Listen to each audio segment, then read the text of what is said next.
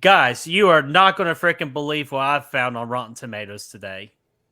What is it? God, I was just, I just got out of a 3D experience and it made me immediately thought of Friday the 13th Part 3D. And I looked at the damn scores and it's just a damn shame, man. So that's why I just want to talk about it. It's a Your All's Whole World. It's this movie. The bogeyman's in the corner.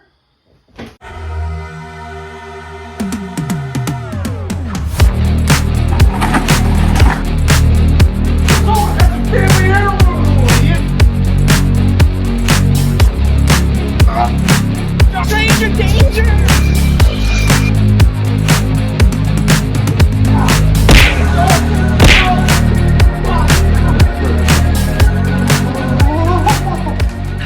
This is it. Don't get scared now. What's going on, guys and gals, and welcome to Good Real Hunting. We have the good reels. You don't have to. It's your boy Brad. The Brett Man's right there. Chris is right underneath us. Today, we're returning to the Rotten Reaction franchise series thing, whatever the hell you want to call it, where we take our favorite horror movies, we read their Rotten reviews, and we determine if it's accurate or not. So I'm excited. Today, we're doing Friday the 13th Part 3 with 7% on the Rotten Tomato meter.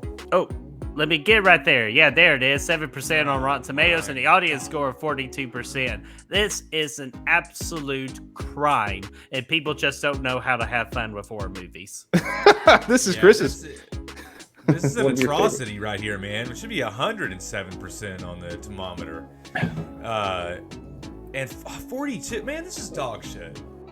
Yeah, that's from the audience. It's got a 42. It's crazy to see these kind of numbers. No one's having fun here? I mean, come on.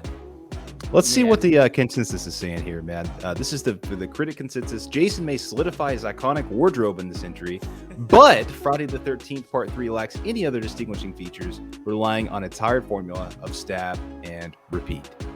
Tired formula? That's a good... That formula, stab plus repeat equals success, my friend. Lots of bodies, lots of fun. I mean, what the fuck? What do they think they were getting into here, man? Yeah, they're not having fun with it. Yeah, and creative kills, man. Like, that's... And again, it works. That's what people wanted during that time in the 80s. It's just like a slashing good time. Yeah, and dude, Shelley and his whole world in that little briefcase. he probably had the formula for the feature Friday the 13th movies, and he didn't share it with us. I think he did. There's a very simple formula. Let's see what's going on here. Let's take an onion layer. Brett, man, you want to start us off? Yeah, let's start off with good old Scott Winberg from eFilmCritic.com saying, just in case you thought the series couldn't get any more stupid. Well, dude, you're stupid with that freaking comment, man, because you still gave it 4 out of 10, which is almost a 50%. So your comment is irrelevant. Scott Weinberg, more like Weinberg. Am I right? More like wieners. Any more stupid? It's stupider. Hello. Fuck yourself, kind sir. Yeah, next. Next. All right, Debbie. Steve Crum from Kansas City, Kansan. God, see, okay, I already don't like this guy already. Plus, I hate his T-shirt. But anyways, he says, let's see, 13th times 3, at least 39 beheadings. At least he got his math right on that, but I don't like his freaking shirt anyway. I don't like his original score, so fuck Steve. 0 out of 5? Come on, man. Live a little. Like, you think with that shirt he would be having some fun out there, crumbing up your crumb hole. He'd be having pina coladas while getting caught in the blood rain. We have 39 reasons to skip this. Next. Okay. All right, John J. Puccio, whatever, man, from movie Metropolis. The casting director continued to find young performers who were wonderfully cute people and woefully bad actors. But that's part of the Friday the 13th blueprint formula, though. Is we don't get the good actors. Like, of course, it helped. But, like, they don't need to be great. They just need to be likable. And I like the freaking cast of Friday the 13th Part 3. Especially that freaking biker gang with the call.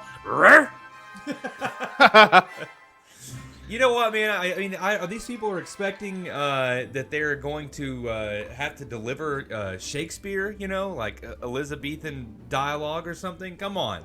They're here. All they ever do is die.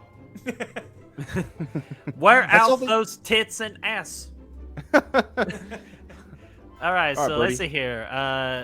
Furikyo Furusen from whatever that is. So, man, I don't even know why I picked this comment. But anyways, we're going to read it. A horrible part of the franchise, which at this point started showing early signs of death. Full review in Spanish, original score 1 out of 4. I appreciate the Spanish translation, but I could easily translate both of these. You're full of shit. Early sign my ass, because this is only part 3 of what we call a 10 plus movie franchise. Yeah, dude, we got fucking 8 more after this or some bullshit. Like this is get Yeah, out of here. this- There's no this- signs of dying. We're just now getting started at this point. We just found the mask. It's a saga. Yeah, man. It's just crazy. No one's having any fun with this at all, and it's just it hurts in the heart. Yeah, fuck me running. Last comment of mine that I got pulled up here. From Janet Meslin from the New York Times. Top critic, so this ought to be good. Eventually, the novelty wears off, and what remains is now familiar spectacle of nice dumb kids being lopped, chopped, and perforated. Whatever it is, I don't like that word anyway, but I don't like the last part of it. Actually, I kind of do like the last part of it because it is nice. They are dumb kids and they are being loved. It's fun. It's fucking fun. So damn it, Janet, I don't love you either. And let me tell you something else, brother. This whole thing, there's nothing about this that's familiar at this point, aside from, okay, it's a slasher movie. But outside of that, the first 3 movies were incredibly different. The first one's Pamela. The second one, while in the same setting, brings in Jason in a sack. This one brings in a much bulkier Jason, and they're not at camp anymore. This is a completely different location. Hello, from and the last it's 2 3D. movies. Yes, and it brings in that freaking sick ass beat at the beginning of the movie, dude. So different. Oh yeah. Yeah, you got- let me show you some 3D effects real quick. Remove that comment. Ho ho ho ho. Woo-hoo-hoo-hoo. And for the critics. Ho-ho-ho-ho. So, and you can find the full 3D effects on GoodRealHunting.com. Just kidding, we don't have one. Okay, we're done Every here. time. All right. Steve Blodrowski from Cine Fantastic. The funny thing is, as lame as the story and characters are, the movie actually works as a crowd-pleasing piece of junk entertainment. Yeah, whatever. The Hey. movie does work. But why is there a rotten reaction? That sounds like a good old-fashioned healthy tomato comment right there. Like, that doesn't make sense. Yeah, get Yeah, out of here, kind of a- Steve. What do you think about this one, Chris? With this film, there's more sex, more nudity, and more creative kills. I like you, sir. Please come here for a hug and tug. Kevin Carr. Wait a second. 2.5 out of 5. What the fuck? Yeah, I that, know, this should be fresh. What is it? Change it to red and let's get out of here. fuck me running. That's all good things. This is the know. definition of Friday the 13th. Here we are with Dustin. I thought it was a good comment. I take back every kind of thing I said. Here's Dustin Putman, who's very good at mini golf. He's from the Film File. He says, as a tried and true slasher film, it has its moments. Yes, it does. But it grows tedious by the end. False. By the end, that's the best part. The third act's fantastic. The rest of it's all like, sure, it's got some slow moments in it. That's fine. Everybody agrees with that. But the end is great. There's nothing tedious about it. This is the first time we see Jason running around in his hockey mask slaying fools. Yeah, and Chris was actually the rare final girl out of the whole Friday the 13th franchise. She whooped Jason's ass by herself. I know Jeannie's the popular one, but she had Paul helping her. Paul. Here, Chris, I got this one for you. And shit. Wow, thank you. 1.5 out of 4, says Matt Brunson. More of the same. More of the same of what? Yeah, more of the same here too. F yourself. Next, Debbie. Kind of looks like John Next. Cusack, like the great value of John Cusack. Douglas Pratt, which is Chris Pratt's brother, DVD Laser. Okay, does this guy even have a job? This is DVDs. This is old school.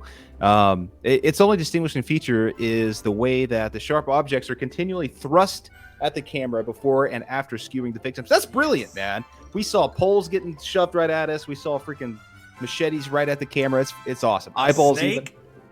even. Yeah. A yo-yo or what was that? Yeah, was a it yo-yo. Yeah. It's 3D effects, Doug. Like, gosh almighty, no wonder you don't have a freaking picture up, because we wouldn't be able to stand to look at you either with such a dumb comment. In the words of my man from 21 Jump Street, fuck you, Doug. All right, on to the Who next. said that? You rat. Caffeinated Clint, we saw this asshole in the last one for Movie Hole, more like A-Hole. Even by Part 3's Jason Slice and Dice Expedition, this no-frills horror franchise was running out of steam. Part 3 is more of the same, but with a lot less kick. False, dude. This third act with Jason running around with a hockey mask is better. It's fantastic, but there's so much carnage at the end of this thing. And it's again, I said it already. It's completely different from the last. Yeah, a lot less kick, and like you talked about earlier, he was so clumsy. We're talking about the Sackhead in Part 2, Pamela in Part 1. He's a fucking beast in this thing. I mean, this is the first time where he's like actually like scary, like imposing. You know? Yeah, he's massive. He's got traps of gold. Yeah, fucking Richard, man, just bring Jason Voorhees to life, man. Yeah, Richard he's Brooker, in the man. fucking trap house. All right, this Chris, one's all you. Yeah, sorry. finish it up here, Chris. It's in 3 dimensions, and all of them suck. Fuck you, Eric D. Snyder from ericdsnyder.com, you pompous asshole. Yeah, and plus does Snyder have a spelled website. wrong. Snyder is spelled wrong anyway, so. Look at it Snitter. with that mustache and those glasses. He looks like That's that not dude e- from I bet it's not Game even of real. I bet Thrones. he can't even grow that mustache. Who? Littlefinger? yeah. Yeah. And plus, they do not suck because if you had any idea, if you actually did your research like an actual reviewer that you are, you would know how difficult and how much hell they had to go through to create those 3D effects for us. And the third dimension was actually quite good. The first two, I'll give you, they weren't great, but the third one was good. And that's really all we have. That's all we have. Yeah, so quick overall thoughts around the table. So we'll go Brad, me, Chris. Actually, let's go Chris, Brad, me, because Chris, this was your selection for a rotten reaction. So what were your overall thoughts on this reaction? I picked this one because I know that it's kind of critically panned, but it's so much fun, man. When we did the review series last year, I had no idea how much I actually liked this entry in the franchise until we went back and did that, and it's one of my favorites, man. I mean, it's not by most standards like a great movie, but it's not really trying to be. It's just trying to be fun, and I think it took the Friday the 13th, you know, obviously with the mask and everything, put it in a whole new direction. But goddamn, it's so much fun, man. That's all it was meant to be, you know. Have fun with it. Yeah, a lot of the positive reviews, there weren't many, but there's a couple in there. They're saying the 3D is kind of cool. I think this movie's got more going for it than that. It's got some fun characters in Shelly. It's got some good stuff going on, some great kills in this movie. Handstand boy, spear gun girl, all that stuff. Great stuff. And yeah, man, I think this thing is definitely more fun than what they're giving the score for here. No, absolutely. The reactions from those reviewers, absolute trash. Like we say with Part 4, I just don't think they understand what Friday the 13th, that whole franchise was supposed to be and what it is, and they harp on it. Not every movie is going to be freaking Hereditary, even though that's a damn good movie, but this is not what this franchise is. It's supposed to be a slashy, goofy, good time. And hell, Shelley, the character alone, is the perfect description of this entire damn movie. That's all I gotta say about that. You got that right, my friend. You're damn right. So, guys, what did you think about these rotten reaction from the Rotten Tomato critic reviewers? Do you agree with them and their thoughts on Friday the 13th Part 3, or do you think they're just a bunch of asshats? Let us know in that comment section down below, and let's get that discussion rolling. And if you want to help us find the good reels, you can do so by finding us on Facebook, Instagram, Letterboxd, and Twitter. Those links are down below for you to find. Absolutely, and be sure to like this video, share, and subscribe. And of course, Chris, what can they do to that bell? Bling, ding, ding, ding. Damn right they will. So ring that damn notification bell so y'all know when the next set of Rotten Reactions is up and running. And until then, I'm going to stay away from a lake and put on my 3D glasses. 3DP, you should try it out. How does it go?